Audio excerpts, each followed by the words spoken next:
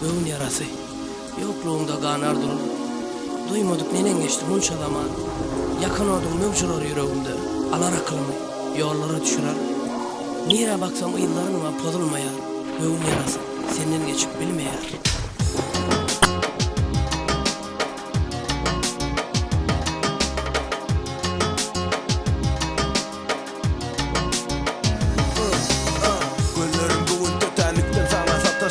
Edip sol fırsatta Spesialıma düştü gülüm nehili şadiyan ekenik geçen günlerde Adımı yaşayardı aşıklar dillerinden Seylesan seyle tüyce günlerimiz geçiptir Daşlaşıp da umutlarımı kuşla uçuptur Hani senin hani ne dilen saçın sipaysın Hani senin meymerak kucağımda demalsın Yalan söyler gülüşlere ananın gittin ilere.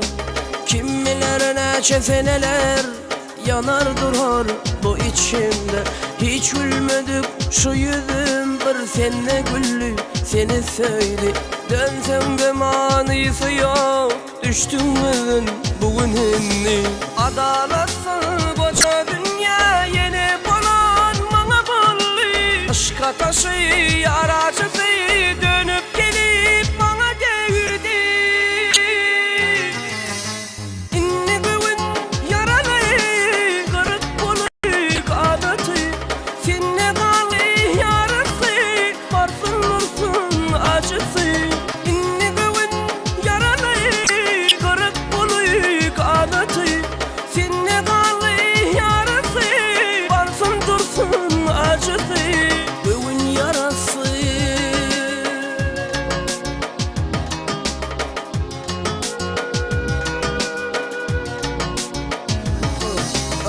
Nerede kaldı dünyayı unutturan o gözler Ölsem yerim ki ölmesem seninki diyen sözler Yalan oluptur toprağın arasında süngeptir Benim sana varan sevgi yalnız umut gömüktür yeter artık gönlüme, düzüp gittin ömrüme.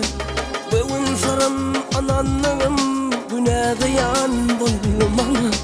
Hiç gülmedik şu yüzüm bir senle güllü seni söyledi. Dönsem de manisi yok düştüm bugün inni. Adalatsız koca dünya yeni bulan bana bulli. Aşka taşı yaracısı dönüp gelip